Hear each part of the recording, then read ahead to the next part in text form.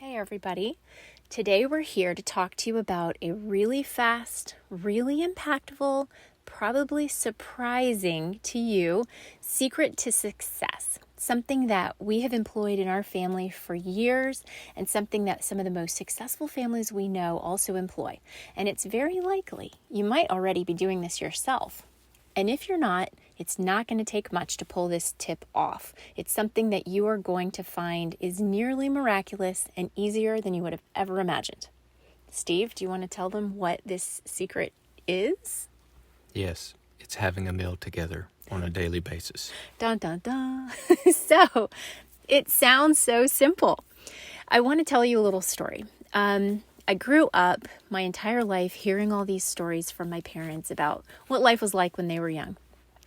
And I was really impacted when my dad would tell me the stories of how each night in his home, they would sit around the television. There was no speaking, there was no interacting. And it just painted this very gray picture in my mind. This really sad and very lonely feeling would take me over as I would hear that kind of environment that he had to go through when he was just a kid. And I was so grateful because that wasn't what I was growing up with. In my home, my parents decided that because that wasn't something that they wanted to repeat for us, they would put on music every night at dinner and they would light candles. And we would have a really nice family sit-down meal every night. It was amazing how my mom and dad pulled it off. And they really wanted quality conversation to teach us manners and to really have that time to connect. So we decided that this was something we were going to do as well. And we had a similar sort of thing in that my family always had dinner together. Now, we never had breakfast or lunch together during the course of the week, during the work days, because my mother was a nurse, my father was a school teacher, and so they typically had earlier hours, and we're not home, so none of us were home during the early part of the day, but we were always there together for dinner. And it stayed that way all the way until we were in high school and we each started playing varsity sports, and then those practices would begin to interrupt the every single night sort of thing. But there was always weekends and certain times of the year where we were always together. And so it set a very good precedent for us as children, and then into our teen years, and then afterwards, as we were growing up, to always have at least one meal for the entire family together each day.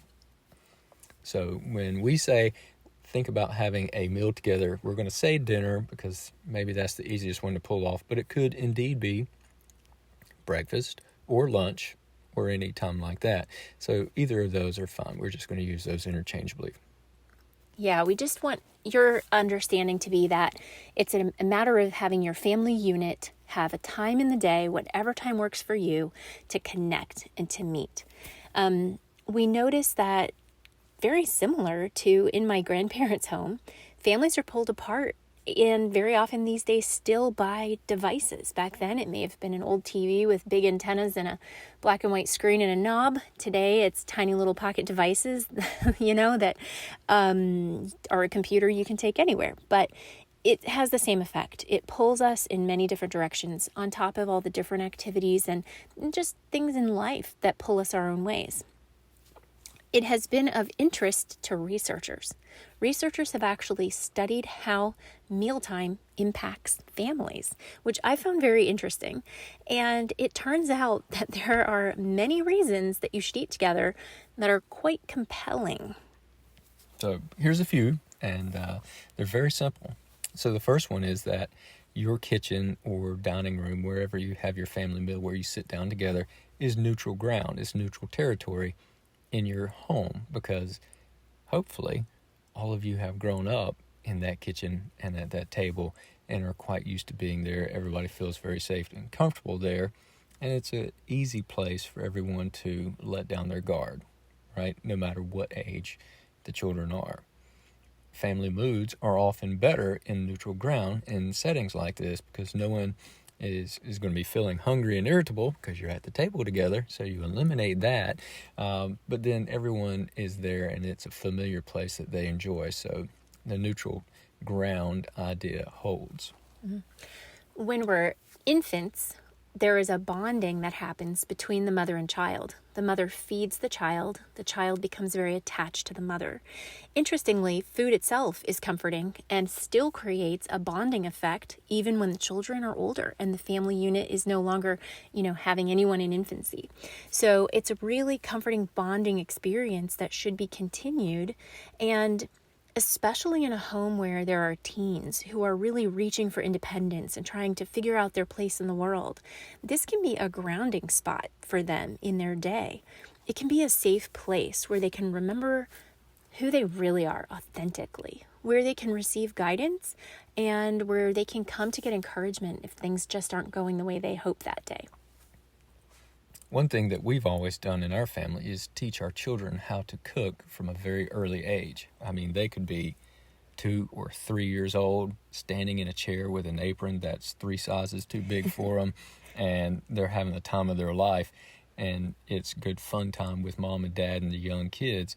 Well, as they grow, they graduate into higher level of responsibility in the kitchen with measuring, with stirring, and things like that, until eventually you get to the place where the child is now old enough to cook a meal or to put together a meal independently. And so there's a good deal of satisfaction that comes with that. There's also the benefit of learning how to do that independently, which will be a blessing for that child as they move on and graduate out of the house and have a family of their own. So they're in there. It's a good time of bonding and just hanging out, because it's fun to get into the kitchen and work together, because it's usually a very fun environment, right? So that's a win there. Another one is that when you're in the kitchen or around the table, then everyone is there in one spot. So you have a genuine glimpse as to what's happening in each person in the family's life on a daily basis, right? And so you can see, hey, here's this, everyone's here, and everyone is well prepared to sit down and hang out and to interact with each other. Yeah, absolutely. It also really gives us the opportunity where we can talk to them about the highlights of their day. They're there with us, so they know that if they need support or guidance or comfort, maybe if it's not been a good day, that they have our attention during that time of the day, no matter how many hours were spent at work, or for them, in other activities or school lessons, they have our attention during that time. And something we really love in our family is that can be a time for laughing, just really bringing an element of joy into our home on a daily basis. So something else we've focused on since our children were little that really has grown into a benefit for them when they're older is that we began to see those moments in our kitchen and around our table especially as opportunities to teach manners and to increase their self-confidence for when they're in public with others, because now they have the training in private at home where they're not embarrassed to know what is and isn't proper behavior, whether they're now out at their grandparents' house or a birthday party with friends or at school around the lunch table. They understand how to be polite. And for them, that can be very confidence building. Yep. There's 2 more things that I'm going to throw in there as well that are really important and are really good opportunities. One is that it is a great time to teach your children about what's going on in the world around them, about current events, things that they've read about, seen on television, things like that. So you can help guide them in difficult times. You can say, here's what's going on in the world. Have you thought about this? Have you thought about that? Let me point this out to you. Have you thought about it this way? And it's a really good teaching opportunity for your children. It is also an excellent time to develop good family conversation about deeper subjects, what's going on in the family, the future of the family, what people are planning to do with either relationships or goals or career aspirations or school choices or, whatever it might be. You have that opportunity to have the conversations that go a little deeper than you would if you're passing in the hallway or anything like that. You're sitting down together. It's neutral territory. Everyone's happy to be there. And so it's really a good time to have those conversations. So let's transition now. So we cover some items that we use in our family to make dinner time more fun, right? One of the things we do is, starting from in the kitchen while we're cooking, is that we like to put on music. Now, when the kids were a lot younger, we would play music that was kind of representative of what we were doing. So if I'm cooking Italian, I'd try and find a station that streamed music that was in that genre, right? Or if it was Mexican or German or whatever, I gave it a shot, all right? And it didn't always work, but it was a pretty good effort, I think. So that was pretty cool. We also would do things like, so Old Navy used to carry aprons for kids. I have no idea if they do it anymore, but I was always on the hunt, whether it was Old Navy or some other place, for cute kid aprons, silly aprons, and I liked them for me too. So we would have holiday aprons. We had one that looked like a gingerbread. One of my favorites was the elf apron that had jingle bells on it and a little elf hat with bells too. And we had a Santa apron for Steve and a Mrs. Claus apron for me. And, it was just really fun to be silly. And just make that time together really interactive and happy.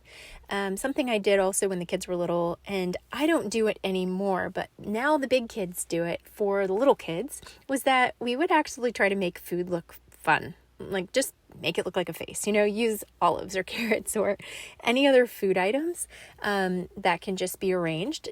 It just brings an element of silliness.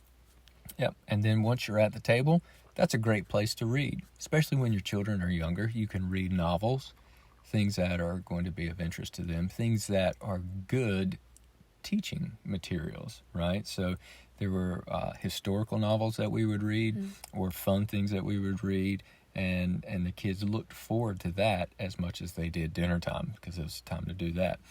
You can also tell jokes, have everyone go around the table taking a turn, coming up with a joke that everyone would enjoy.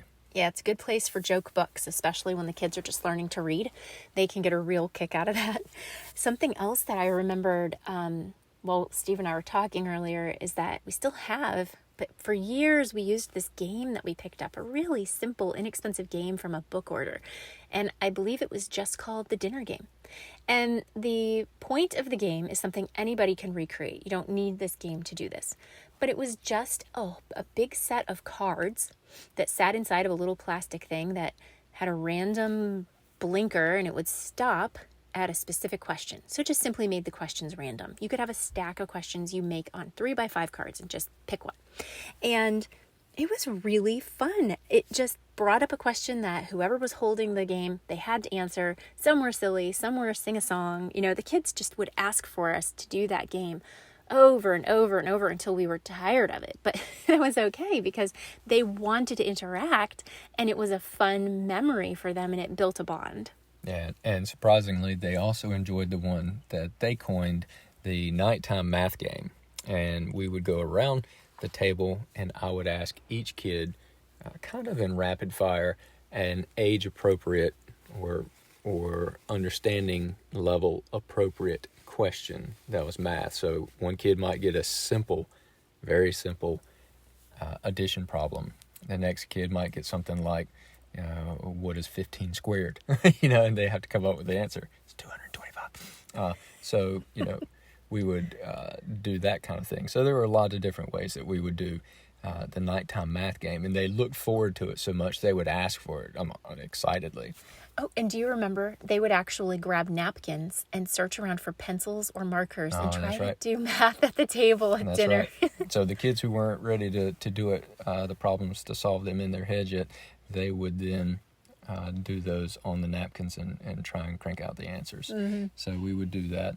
And another thing that we would do are quizzes that are kind of like game shows, but I might go around and say, hey, what is this thing made out of? Or what are the 3 components of such and such thing? Or name 4 kinds of trees, or, whatever. They loved the periodic table. Oh, yep. They did love the periodic table. That one was a little trickier, right? Because it blended in with another. So you could ask them, like, what are some of the different elements or some things that are gases or metals and things like that. That one's a little more advanced. But certainly the spelling contest that would come around, and it wasn't a kid versus kid. It was kind of like each kid just doing the best that he could. But the periodic table is full of difficult to spell words. And so that was always good for getting them stumped if I needed to. Yeah. And they had a good time trying to spell some of those things. But when they did, man, were they excited that they got something like molybdenum and spelled it correctly. So that was a fun one. And you always set them up for success. So the questions that you would ask them weren't always those challenge questions. They were thrown in there. But you always made sure every kid came away feeling confident, feeling joyful, that they could celebrate what they did know. We never have focused on pointing out what they don't know. We have challenged them, though, to grow and to learn more. So there's something else about dinner that most people don't expect. And it's that having meals together has health benefits that have been studied. So I'll just start with part of my passion, which is the actual nutritional side of the health benefits, but those are not the only health benefits. So when we're eating at home versus eating out, or when we're creating a meal, I should say, even versus purchasing something to thaw and heat up, the parents are involved in what is going into these meals. So it's more likely that it's going to be a balanced meal compared to what a student might buy at school, or, the types of ingredients that are put into food when we go out. So homemade foods typically do not have preservatives. They typically do not have the same level of high sodium that's found in restaurants, that's found in prepackaged foods, that can be very detrimental to our bodies. And at home, we can control the quality. So we have a lot more opportunity to make sure that what we are putting into our family is something that's really, truly going to help us grow. And fresh food, freshly prepared foods, have not sat around in packaging, and they weren't put together in assembly lines and kept in warehouses for long periods of time and whatnot, and they haven't sat on the shelves. So their nutritional content is much higher than things that are processed and packaged, right? So you can control specific things that you need for a particular medical or dietary need by shopping for fresh food, preparing fresh food at the time of the meal, which goes back to working in the kitchen together with your kids. So the other aspect to this health benefit part of making meals at home is that it actually reduces stress. And doctors have observed this in studies. It's not something that seems to be common sense. I would, probably years before being a parent, and even when the kids were little, have thought, oh no, I think it would be more stressful to work with my kids in the kitchen. But actually, it is proven that it can reduce stress. That's right. And stress is a big detriment to your quality of life and perhaps even mental health. So don't take it lightly. Our chaotic lifestyles these days require very intentional stress reduction strategies and efforts. So a simple family meal can help protect and strengthen us to face the challenges of our day-to-day life, help to reduce stress, help to build resilience, and bring joy into your life. It's an easy win. There was a very shocking, life-changing reason to eat together that PubMed research published. There was a study that was done, and out of 1,783 studies that were done on the subject, PubMed boiled down 14 research papers, and I want to read to you the conclusion of these. It says that overall, and this is, I'm quoting them, results show that frequent family meals are inversely associated with disordered eating, alcohol and substance use, violent behavior, and feelings of depression or thoughts of suicide in adolescence. there is a positive relationship between frequent family meals and increased self-esteem and school success. Studies show substantial differences in outcome. So for males and females, children and adolescents. And it's so important that they said that they recommend that health practitioners educate families on the benefits of having regular meals together as a family. So, did you catch that? Family meals can do these very important things. The kind of things that you would think would take a classroom or a scared straight program, right? It reduces the likelihood of developing an eating disorder. It reduces the likelihood of drug or alcohol use. It reduces the development of depression, reduces the risk of suicidal thoughts. It increases their learning and their academic achievement, and it increases their self-esteem.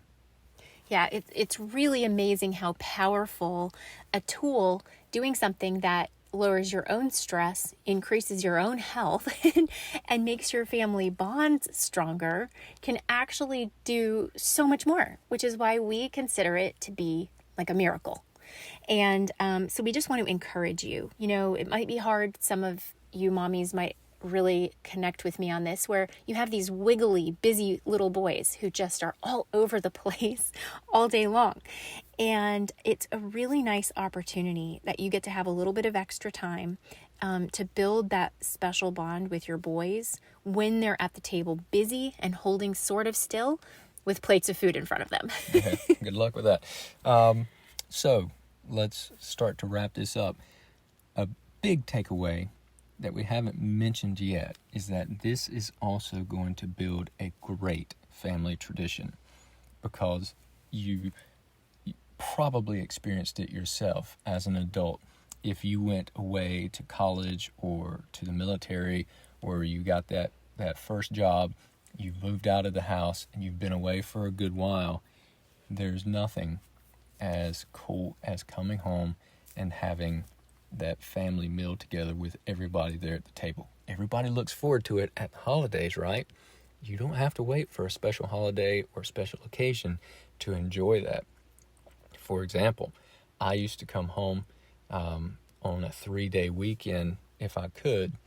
I lived in Orlando. That's where I was stationed, and I would drive home to North Carolina. It was a 600-mile trip, right, for a 3-day weekend.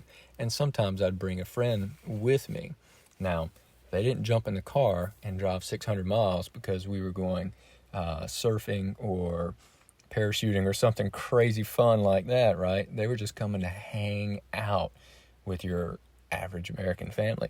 So they would come home. We would always have a big meal, right? Because everybody would come home. When I came home, my brothers that were at college, everyone would come home. And so it was the family coming together again, even for that short amount of time. And it was always around the table, right? Breakfast and probably lunch and absolutely dinner. And it was a wonderful time. And I promise you, every single time that I brought a friend home with me, when we were getting ready to leave, we would say our goodbyes, we would get in the car, and we would hardly be out of the driveway. And that guy would look at me and say, "Man, you have an awesome family." And I knew he was right? I didn't bring him home for nothing. I knew that he would enjoy his time together with my family. I knew that he would enjoy being a part of my family for that weekend. And a lot of that time was spent either in the preparation of a meal, maybe cooking on the grill, hanging out, and then at the time at the table together. It was always great. And you can establish that kind of very simple, very realistic tradition with your own family. So I got to ask, what do you have to lose? It's really easy to put together a simple meal that your family can enjoy on a daily basis at a specific time. It could be your breakfast, your lunch, your dinner, or any combination of that, right? You can make it easy, you can make it fun, and it's an easy win that sets your family up for success. Yeah, we really encourage you to make it your own, make it memorable, make it fun for you too. It should be fun for mom and dad and fun for the kids. So Don't lose out on this amazing miracle that's right at your fingertips. You have everything you need already in your house, and all you have to do is be slightly intentional to just get around that table one time a day, even if it's a folding table because you don't have furniture in your house because you're still in the middle of a military move. Yeah, that's right. And it's never too late to put this into action. That's right. And plastic silverware is welcome. Yeah. Thanks, everybody. It was so nice to spend this time with you today, and we'll see you next week. All right. Take care, everyone. Bye now.